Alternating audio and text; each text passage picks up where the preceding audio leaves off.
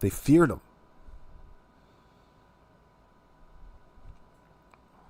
He was unpredictable.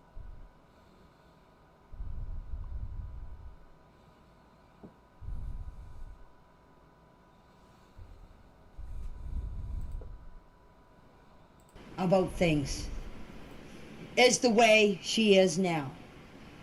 Malaya and I could not sit down and have a conversation.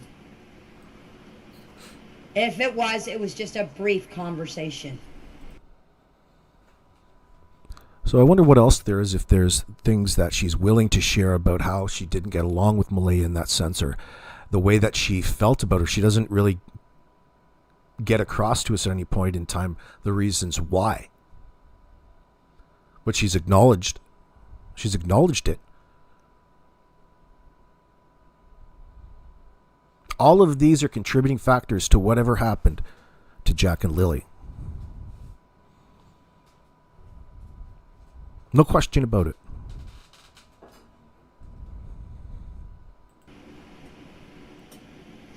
When I first met her, when Daniel introduced me to her and the kids, it was okay.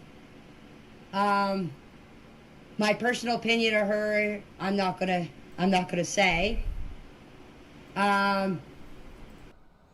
So right away, right away, when you first met her and the kids, before they even moved in, you don't even want to share your personal opinion about her.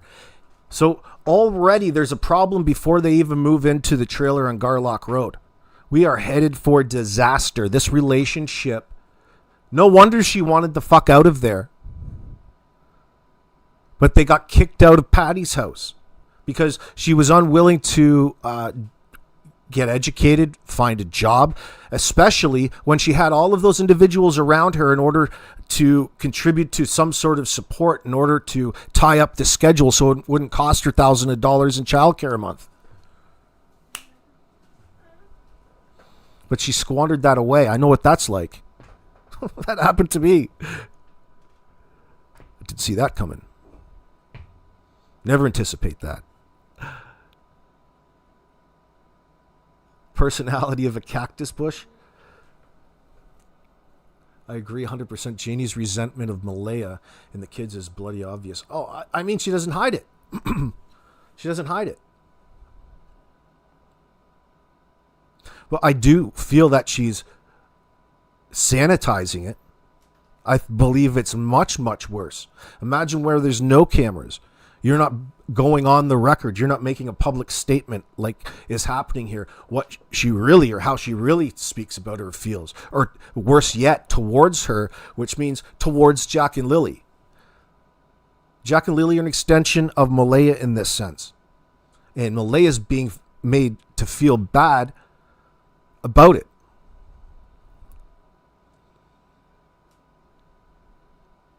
So it'd be interesting to know, before they made this transition from Truro, from Patty's house, being kicked out of there with Daniel, to having to move back into the trailer, what Janie's perception or perspective is on it. Did she understand the reason as to why they had to move? Well, wouldn't the same issue be applied to Gairloch Road and Janie's house? One would think. One would think so.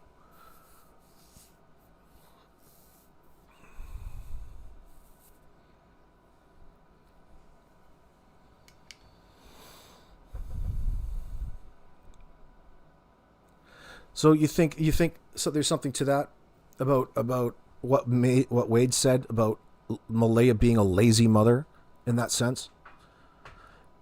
It could be that, you know, when you're lazy in that sense, it's not exactly that she's planning out 3 square meals a day and having a great family time dinner in that sense. That worries me. So how are the kids eating? The kids are always hungry, always wandering around and being ignored. You can definitely get that from Daniel, but it sounds like that's the way that Malaya is as well. Or had gotten to be.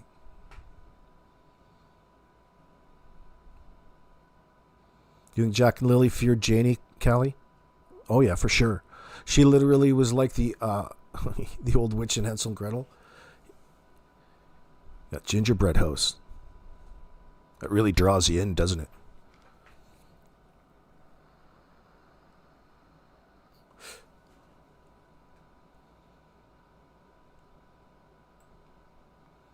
Michelle, you're saying you think Janie is telling us that MBM doesn't have much of a personality or smarts. Yeah, that's what she's telling us. We're talking about what happens. What else does this say? What else does it talk to us about? One moment, please. Just a second.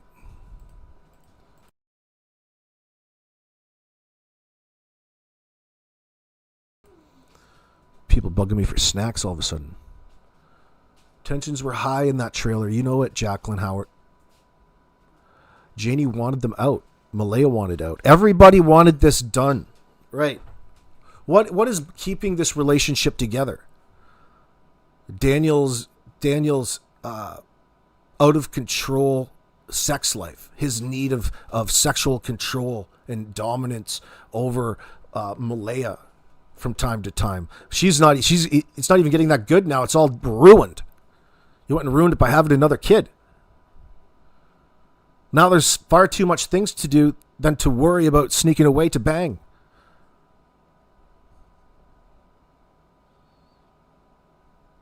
CJ, come on now. Well, that's part of his control mechanism. Especially that he's on the glass dick. She doesn't have to say how she felt about Em and the kids. Her tone of voice says that she hated them, in your opinion, Wolfie says. Yeah, I get that. You don't think that she was making roast dinners, pickles, or cleaning up the yard? That's for sure, CJ says. Well, what do you think that she was doing in there? Doing makeup tutorial videos for TikTok?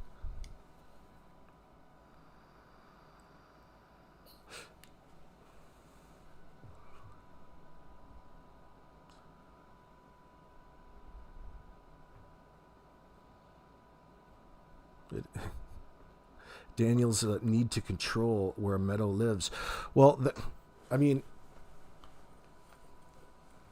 be interesting to know. I don't know how we're going to get to that point without Malaya opening up somehow.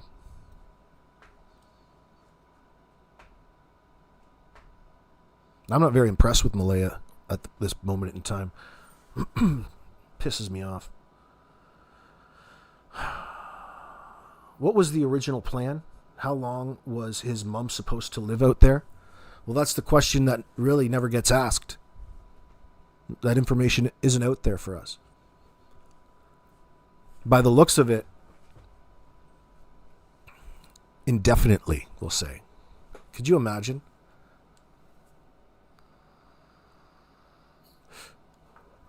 Imagine another level of resentment that went on Janie, just sitting in there doing nothing, separated. She's separating herself even in her own home.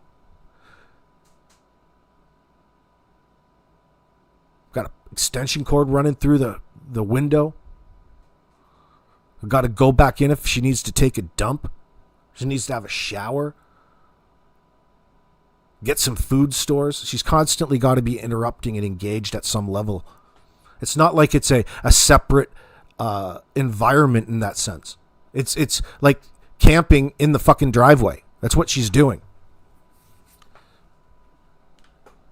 But you're not even doing it in that sense right. You're doing it with this broken down jalopy that Daniel's out there avoiding what goes on in the trailer to help make you feel better. Oh, he's got some steps up there, of course, and we got some boards to block down the undercarriage.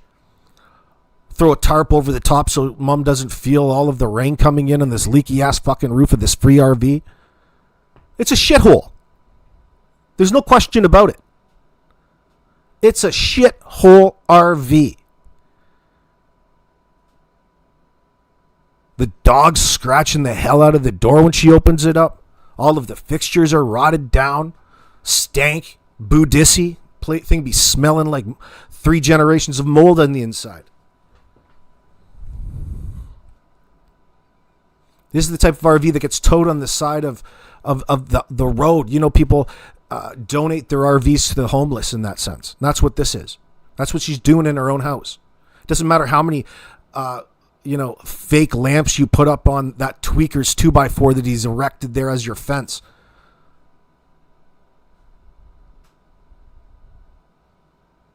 It seems like a tweaker's project with no real point to it, because it's a band-aid for what really is that needs to be fixed, or really is the problem. You want to rectify the problem out there instead of putting the fence up? Hey, how about not even have to live in the fucking RV in the first place? Anybody ever thought of that, guys? How about letting me back into my trailer and you guys happily go out and rent your own fucking house or buy your own trailer, and you can maybe park it in my driveway for a while?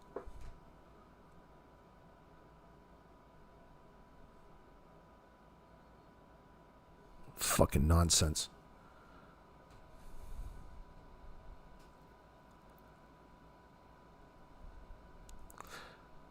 How could there not have been any resentment? She needed to get the hell away from the kids in the first place. There's resentment there.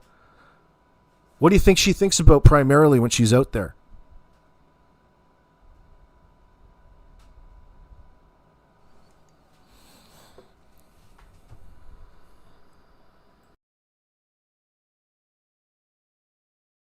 But let me just say, when Meadow was born, when I would go in there to see Meadow and I would hold Meadow, she would always come and take Meadow from me and say, oh, she has to be fed or she has to be changed. She would go in the bedroom. Yeah, in other words, she would find a reason to go take the baby away from you, you crazy old bat. How is it you feel that she could trust you in how you treat her and her other kids?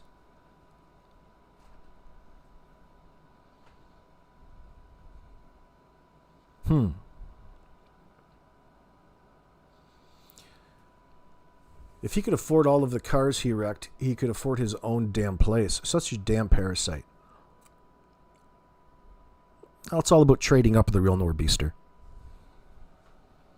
You got to trade up the right way. Get an infinite amount of $1,500 cars. They're all pieces of shit.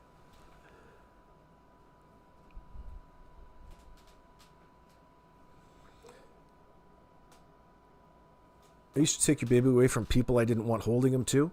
That's what moms do, right? They try to protect their kids at all costs. Try to. Well, Janie, you made it obvious that you didn't like her. I wouldn't let you touch my baby either. It's interesting, why she's even bringing this up. It's interesting to wonder a little bit as to why. Why is it important to bring up? Usually you find something positive to say about somebody. So what is she setting herself up to do here? What is she trying to insinuate? There's more to all of this.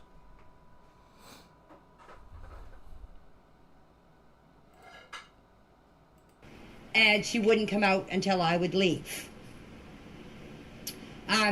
When the grandfather came to see Meadow, she would do the same thing. When it came to Meadow, Meadow was hers. I could go in there and I could play with Jack and Lilly all I wanted. But with Meadow, no. Meadow was hers. Since that child has been born, do you want to know how many times I babysat that child? Twice. Oh, tell us. I looked after her twice. Once when she was outside helping Daniel with the wood because she wanted to get outside. I watched Meadow. The second time I watched Meadow.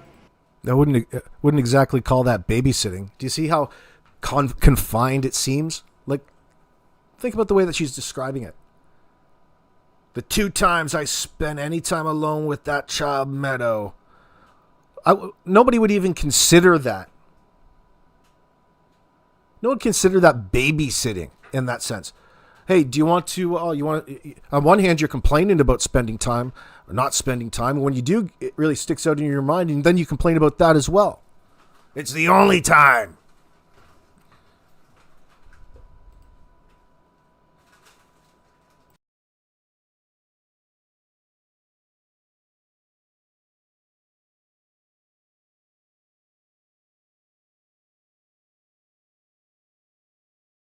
Was when Malaya had an episode. I think she was having an anxiety attack. The ambulance was called, and they took her. I don't know what you call it, anxiety attack. You think that she was having an anxiety attack? She was tripping out. She was doing the funky chicken and had to call an ambulance to go to the psych ward, and that was the other time that she had to watch Meadow. I wonder why that's significant to her. It's like she almost uses it against Malaya. You know, like there's something wrong with that. Well, usually, like, you wouldn't say anything. It's odd to me. It's odd to me, like, the role of Janie in all of this is so bizarre. It's hard to determine what would be normal. So why is she bringing it up? She's bringing it up to use against Malaya in a way that takes away her fame in that sense, for lack of better words. It makes no fucking sense. And the only thing you get from it is really a deep emphasis on how she dislikes her, and everything and the reasons that she's brought up are just more examples about how resentful towards and angry she is for whatever reason, just naturally towards a person who's in her house, whose kids are now missing. That she wants you to believe her when she says she's got nothing to do with it. Don't worry about what the RCMP say eventually. But please believe her. She's not here to lie to you. Please come over. I want to show everybody exactly where things took place. Really. Why? You never ever get to any of the whys with this old lady or Daniel. Listen, these two assholes are guilty as you know what. AF. The way she talks about Malaya, Jacqueline says, and the kids is so very obvious she didn't like them. So she's either directly involved or covering for Daniel, in your opinion. Well, that would make her an accessory after the fact for obstructing justice and all of that there, Jacqueline, which, by the way, she's already got some minimal experience in by denying entry into her trailer the first day of the search. Why would you even deny the cops entry if you're experiencing an emergency like that? Makes zero sense. Probably because she left her glass dick out, people. Maybe she got her mirror on the table. She had a party set up. Who knows?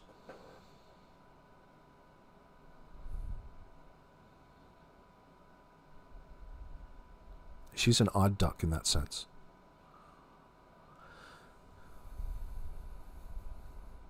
Natasha says, I'm a grandma of 2 little boys and never would I think to speak like that. Well, this is an old, nasty grandma who drives around on a 4-wheeler. She's even got her own 4-wheeler.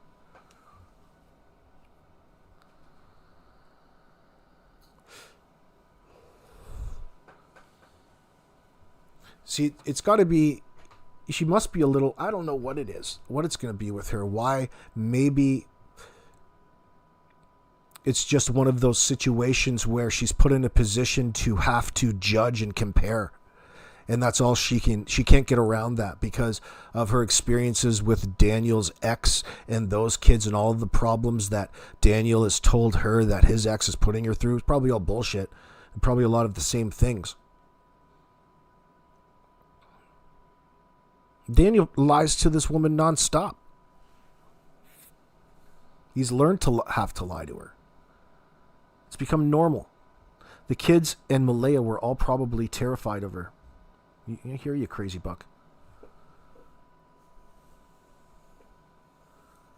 She wasn't finished renovating her cupboards, AB? Oh, that makes a lot of sense as to why she wouldn't allow the cops in. Yeah, I hear you. Ultimately, MBM still chose to live there with her innocent children despite her own intuition telling her to go. Yes. Yep.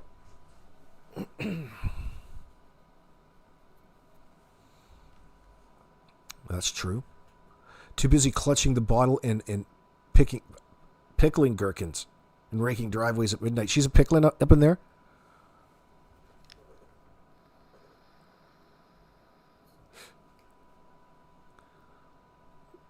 I don't think she's much of a hermit. She just doesn't have any money to do anything. Well, we don't blame the victims at all here, Christine. We're not like Daniel and Janie. Which is, by the way, something else that they've been consistent in, putting the blame back onto the kids as a voluntary, they voluntarily left. Could you imagine how is it on one hand that you have no idea what was going on in the background, you're in and out of sleep, but you know enough to know that they voluntarily left out the back door to begin with? Why is it that you brought that forward? Like, why is that on your mind? If all of a sudden you wake up and your kids aren't there, the first thing that I think is somebody fucking took them. But